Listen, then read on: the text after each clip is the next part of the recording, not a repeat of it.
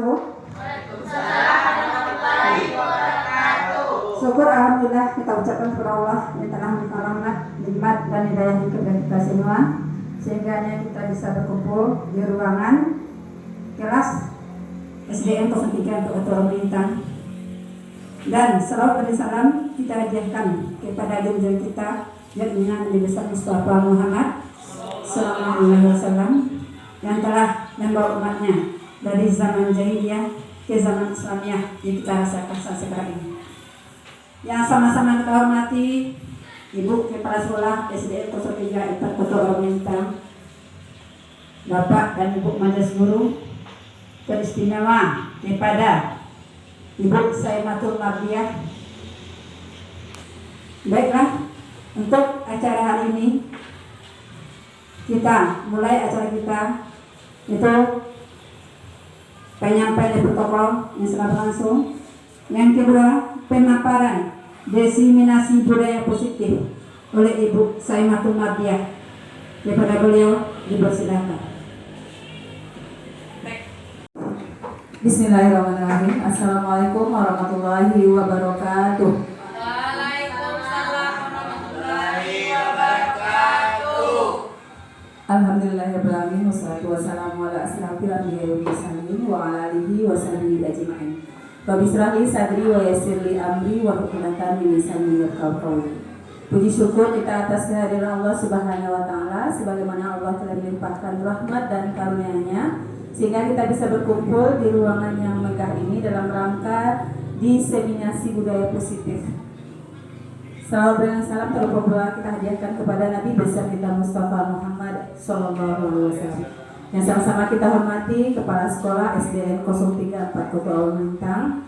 Yang sama-sama kita muliakan Bapak Ibu Majelis Guru, tenaga kependidikan yang berkenan hadir dalam diseminasi ini, dan khususnya kepada kita semua, semoga nanti paparan ini bisa bermanfaat untuk kita dalam pembelajaran sehari-hari.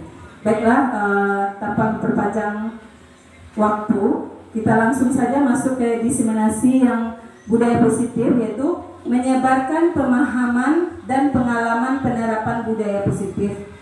Ini adalah salah satu tugas atau aksi nyata yang dalam program pendidikan guru penggerak. Selanjutnya,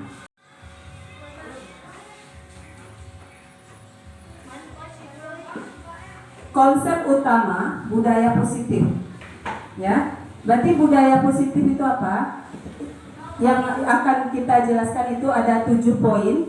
Yang pertama, perubahan paradigma belajar. Yang kedua, disiplin positif. Yang ketiga, kebutuhan dasar manusia. Yang keempat, motivasi perilaku manusia. Yang kelima, posisi kontrol restitusi. Keenam, keyakinan kelas. Ketujuh, segitiga restitusi. Yang pertama, pembelajaran dengan paradigma baru. Apa itu? Dirancang berdasarkan dengan prinsip pembelajaran terdiferensiasi, sehingga setiap siswa belajar sesuai dengan kebutuhan dari tahap perkembangan untuk mewujudkan profil pelajar Pancasila. Bapak Ibu masih ingat profil pelajar Pancasila? Ya. Ada berapa? 6. Yang pertama, beriman dan bertakwa. Yang kedua, ada di depan ya. Beriman bertakwa kepada Tuhan Yang Maha Esa dan berakhlak mulia. Yang kedua, mandiri. Ketiga, bernalar kritis. Yang keempat, kreatif. Yang kelima, bergotong royong. Keenam, berkebinekaan global. Kemarin kita juga sudah tahu bahwasanya kita semarakkan di sekolah kita tentang profil pelajar Pancasila. Masih ingat nyanyinya? Masih. Kita sama-sama bernyanyi?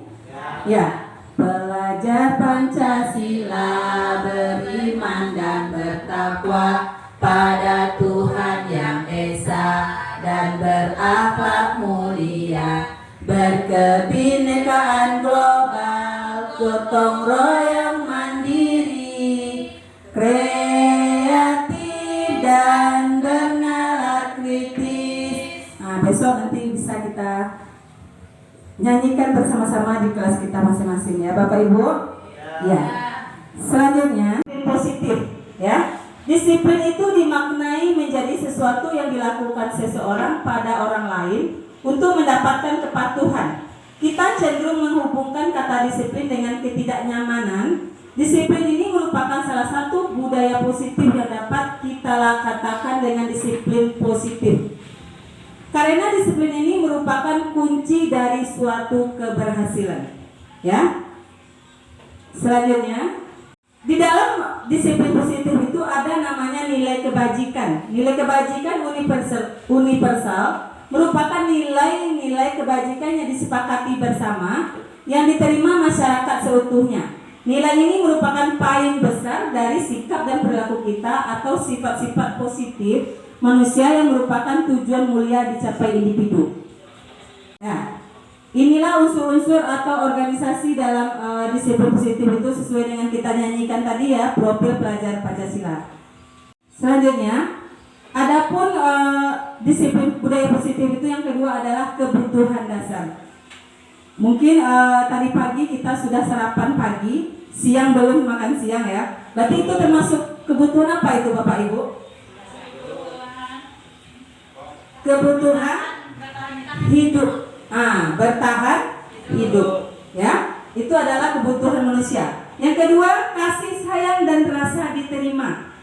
Berarti kita harus ada rasa kasih sayang dan diterima. Jangan sampai kita dikucilkan oleh masyarakat ya.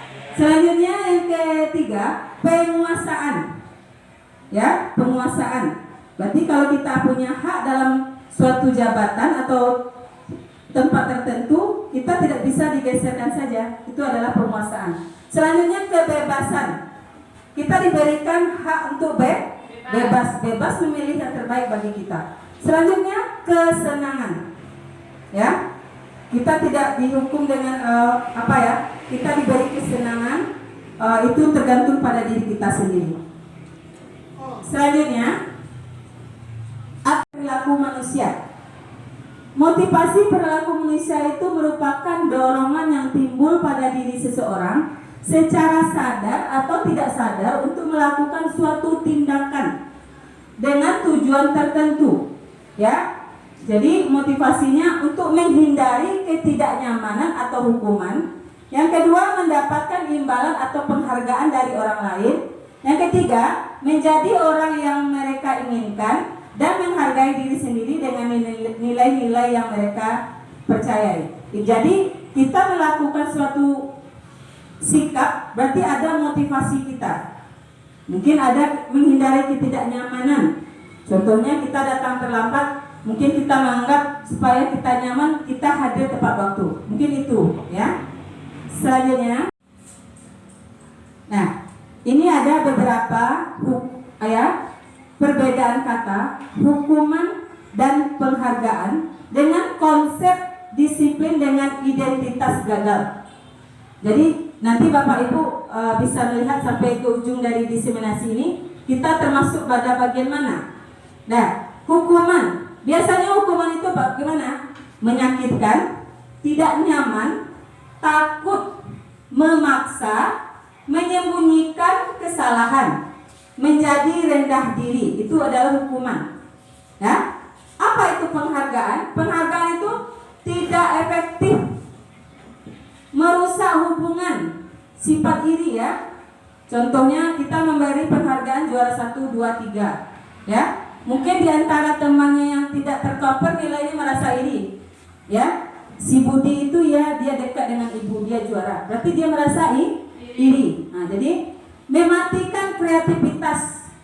Si Ani itu dia pasti dia akan juara, karena dia selalu juara 1. Jadi mematikan kreativitas anak. Selanjutnya menghukum dengan sistem ranking, ya. Dia di rumah kamu harus juara 1, kamu harus juara 2, kamu harus juara 3 dan juara selanjutnya. Ya. Selanjutnya merampas hak menghargai dirinya. Ya, itu adalah konsep identitas gagal.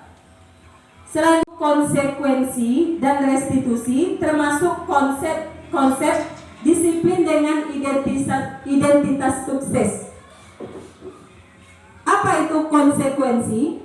Penguatan jangka pendek, perlu monitoring berkelanjutan, stimulus respon, menghormati peraturan, dan kehilangan waktu untuk merenung kesalahan. Jadi itu konsekuensi. Selanjutnya, yang kita harapkan di sini adalah restitusi. Apa itu restitusi? Murid bertanggung jawab pada perilakunya. Ya. Yang kedua, fokus pada pemecahan masalah jangka panjang. Ketiga, murid menghormati dirinya dan orang lain. Yang keempat, teori kontrol, yaitu dirinya memegang kontrol, tidak ada intimidasi dari orang lain. Yang keempat, murid bersemangat dalam memperbaiki kesalahan. Jadi yang kita harapkan di sekolah kita ini adalah restitusi. Bagaimana nanti yang kita harapkan ini bisa selanjutnya kita lihat. Konsep disiplin pendekatan restitusi, ini penjelasan lebih lengkapnya. Restitusi itu adalah proses menciptakan kondisi bagi murid untuk memperbaiki kesalahan mereka, sehingga mereka bisa kembali pada kelompok mereka dengan karakter yang lebih kuat. Ini adalah menurut Gonsen 2004. Adapun ciri-ciri restitusi itu, yang pertama, bukan menebus kesalahan, memperbaiki hubungan. Yang ketiga, tawaran bukan paksaan. Yang keempat, menuntun untuk melihat ke dalam diri. Yang kelima, mencari kebutuhan dasar yang mendasari tindakan. Yang keenam, fokus pada karakter bukan tindakan. Yang ketujuh, menguatkan dan fokus pada solusi. Nah, itu adalah konsep disiplin pendekatan restitusi. Ini adalah contoh perbedaan, mana hukuman, mana konsentrasi, mana restitusi. Nah, contoh kasusnya misalnya siswa kita tidak mengerjakan pekerjaan rumah atau PR ya. Hukumannya pasti kita, guru menghukum siswa tersebut hormat bendera selama 10 menit. Ya, itu termasuk hukuman. Guru marah dan murid takut. Itu adalah termasuk hukuman. Apa yang konsekuensinya? Guru memberikan konsekuensi untuk mengerjakan PR-nya saat istirahat atau dikerjakan sebanyak 3 kali lipat. Guru tegas dan siswa menghormati peraturan. Itu konsekuensi. Selanjutnya yang kita harapkan di sini adalah restitusi. Apa itu restitusinya? Guru menanyakan keyakinan kelas dirinya dan membantu siswa menyelesaikan masalahnya. Kedua, guru terbuka dan siswa menghormati dirinya dan orang lain. Inilah perbedaan antara hukuman, konsekuensi, dan restitusi. Ini tergantung kita Bapak Ibu, kita mau pilih apa? Hukuman, konsekuensi, atau restitusi. Jadi itu tergantung kembali pada kita. Kalau kita maunya lebih baik atau lebih buruk Bapak Ibu? Lebih baik. Nah, 5 posisi kontrol restitusi itu. Nah, untuk mencapai restitusi itu ada 5. Ada namanya penghukum. Kedua, pembuat merasa bersalah. Yang ketiga, teman. Yang keempat, pemantau. Yang kelima, manajer. Nah, di mana posisi kita sebelumnya? Nanti kita bisa lihat ya. Apakah kita selama ini penghukum, pembuat merasa bersalah kepada anak-anak kita, atau merasa berteman dengan anak-anak kita, atau hanya memantau, atau manajer. Nah, ini adalah tingkat yang lebih tinggi, itu adalah manajer. Ini contoh penerapan 5 posisi kontrol yang saya terapkan kemarin. Kebetulan kelas 1B itu adalah membawa papan nama atau identitas kemarin ya. Jadi kebetulan anak saya itu Azea tidak membawa papan nama. Sudah saya lakukan itu. Kasusnya siswa tidak membawa papan nama, penghukum, patuhi aturan, berdiri di depan kelas. Itu yang dilakukan. Kalau dengan pembuat merasa bersalah, pasti bilang gini, berapa kali Bu Guru harus memberitahu kamu? Bu Guru sangat kecewa, berarti dia merasa bersalah. Ya, besoknya tidak hadir lagi ke sekolah. Jadi anak-anak itu ya. Selanjutnya, dengan kontrol teman. Ayolah yang tertib, buat Bu Guru bangga. Kali ini tidak apa-apa kamu salah. Ini sudah meningkatnya sudah juga lebih baik, tetapi masih kurang. Dengan pemantau, kamu sudah melanggar, peraturan dan konsekuensinya. Nah, yang manajer yang kita tanyakan itu adalah, apakah kamu tahu kesalahanmu? Kira-kira bagaimana kamu akan memperbaiki kesalahan ini? Jadi ini adalah kata-kata yang restitusi manajer tadi. Jadi besok kita tidak menghukum anak kita, membuat banyak-banyak tugasnya, tetapi kita menanyakan, kadang anak-anak itu juga ada masalah di rumahnya, ya. Jadi kita tanyakan dulu apa masalahnya, apa kesalahannya, bisa kita selesaikan. Jadi anak-anak itu tidak akan membangkang kepada kita lagi. Ini salah satunya keyakinan kelas, ya. Keyakinan kelas. Mengapa keyakinan kelas? Kenapa tidak peraturan kelas? Nah, yang pertama, mengapa kita memiliki peraturan tentang penggunaan helm pada saat mengendarai kendaraan roda 4 atau motor?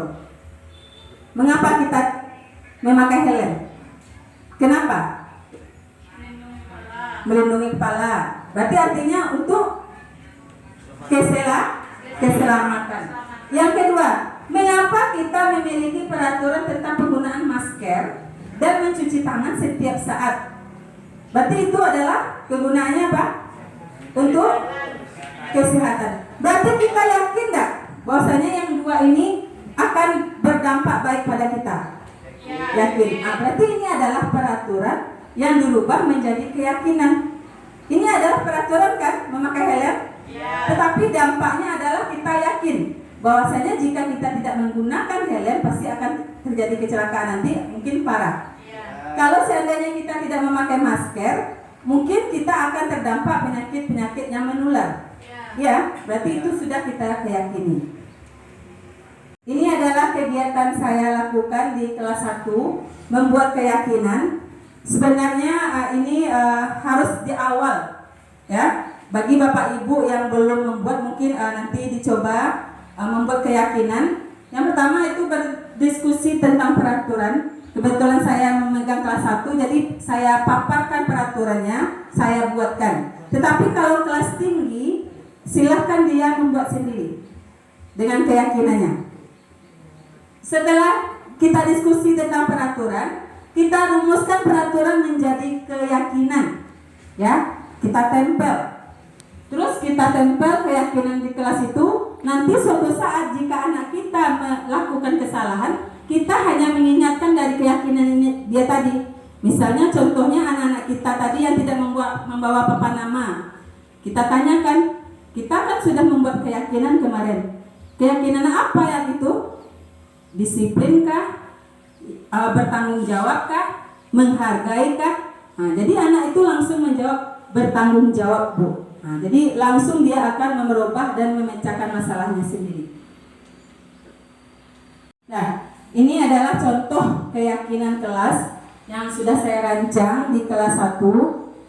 Ini ya, tepat waktu masuk dan keluar kelas. Yang kedua, berdoa sebelum dan sesudah belajar. Yang ketiga, bertanggung jawab. Selalu menerapkan 5S, senyum, sapa, salam, sopan, santun. Yang kelima, saling menghormati dan menghargai. Keenam, menjaga kebersihan. Kita tidak perlu banyak-banyak keyakinan kelas, yang penting sudah tercover. Misalnya dia tidak melaksanakan tugas, berarti termasuk bertanggung jawab. Ya, gitu ya. Bagaimana cara pembentukan keyakinan kelas? Yang pertama, lebih abstrak dari peraturan. Yang kedua, berupa pernyataan universal. Yang ketiga, dibuat dalam bentuk positif.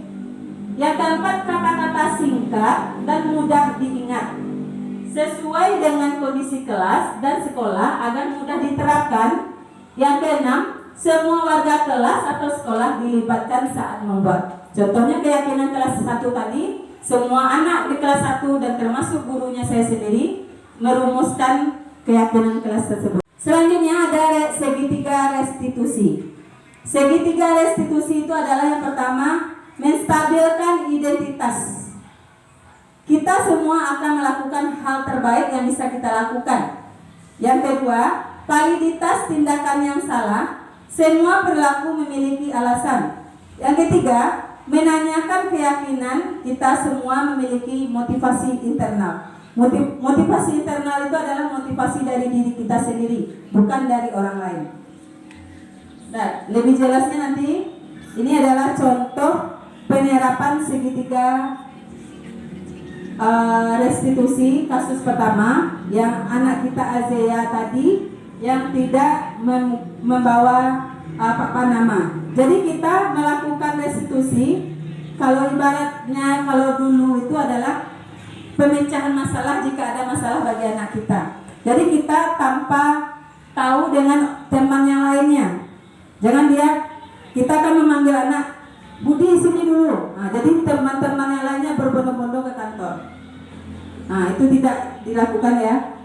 Jadi kita panggil saja anak itu sendiri.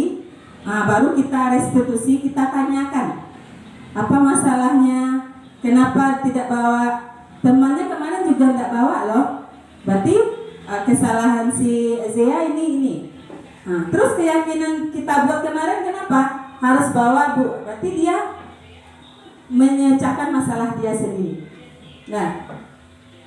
Nah ini masalah kedua. Kemarin anak kelas 1 juga si Faiz datangnya jam 8. Jam 8 selalu terlambat. Karena katanya waktu TK dia datangnya jam 8. Jadi setelah saya restitusi kemarin dengan kata-kata yang bisa bermanfaat bagi dia memecahkan masalah sendiri. Ternyata dia tidurnya selalu terlambat. Tidurnya jam 10. Nah itu ini adalah tentang kasus dari restitusi kasus 2. Jadi kita pendekatan kepada anak.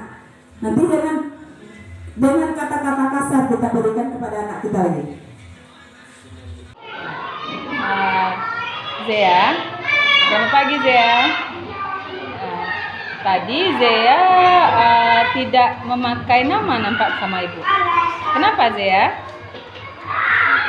Lupa. Berarti teman-temannya kemarin juga tidak ada bawa nama, tetapi Zea tadi melakukan kesalahan apa itu? Tidak membawa nama. Dengar nggak kesepakatan kemarin bahwasanya kita harus bawa apa? Bawa nama. Berarti Zea melakukan kesalahan tidak? Iya.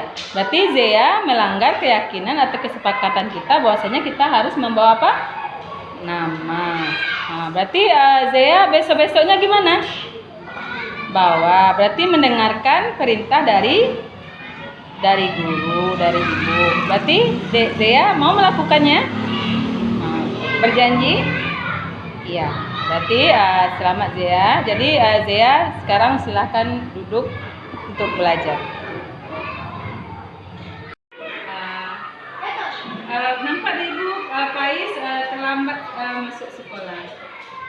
Kenapa Faiz? Kenapa? Kenapa? Sulit bangun? Iya, sulit bangun. Ya, teman-teman Faiz juga ada yang terlambat kemarin. Berarti kesalahan Faiz apa itu?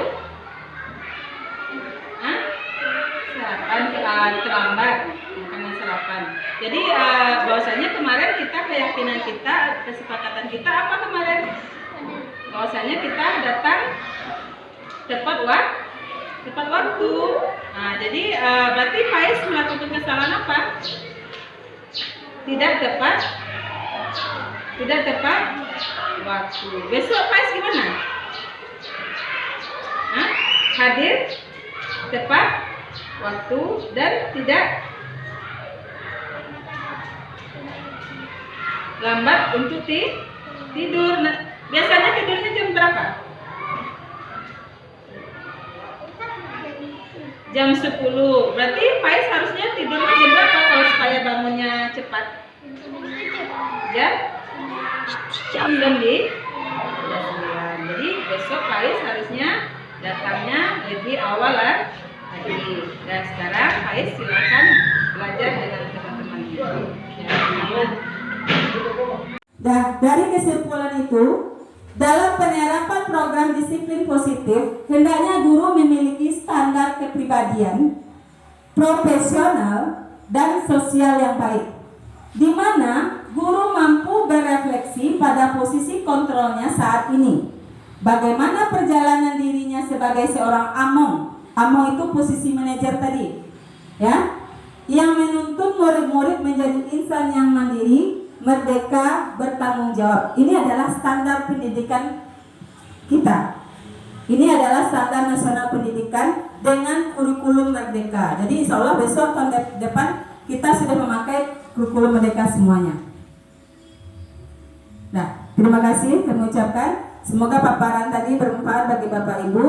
Mohon maaf dari saya. Wabillahi taufiq wal hidayah. Wassalamualaikum warahmatullahi wabarakatuh.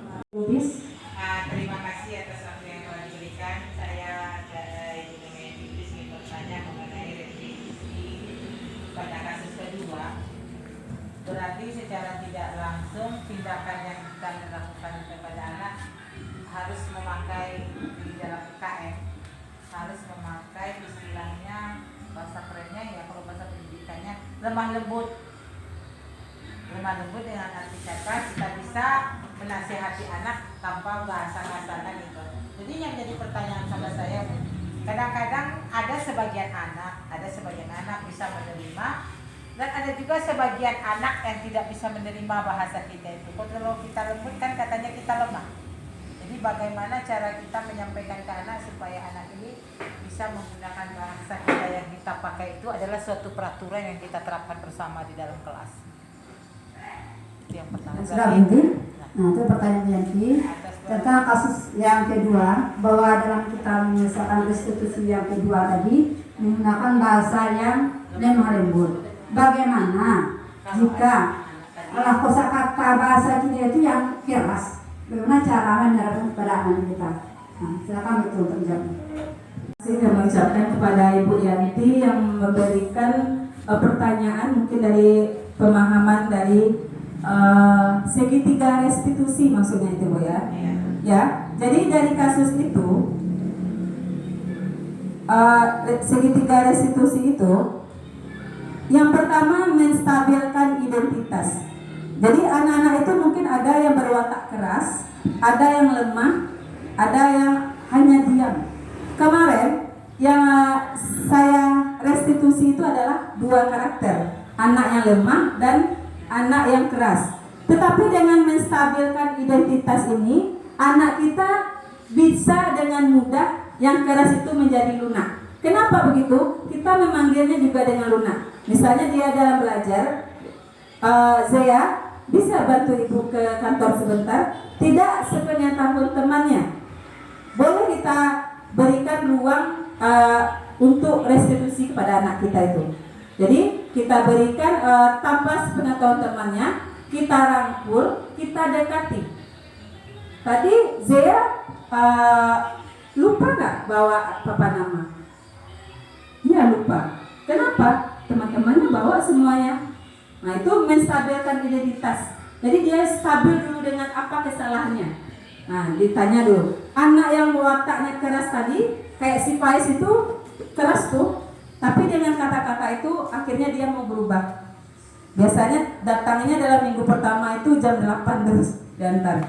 Ya, nah, jadi itu. Terus setelah kita menanyakan identitas tadi, kita validitas tindakan yang salah. Kita sebutkan bahwasanya teman Zea kemarin juga tidak bawa nama loh.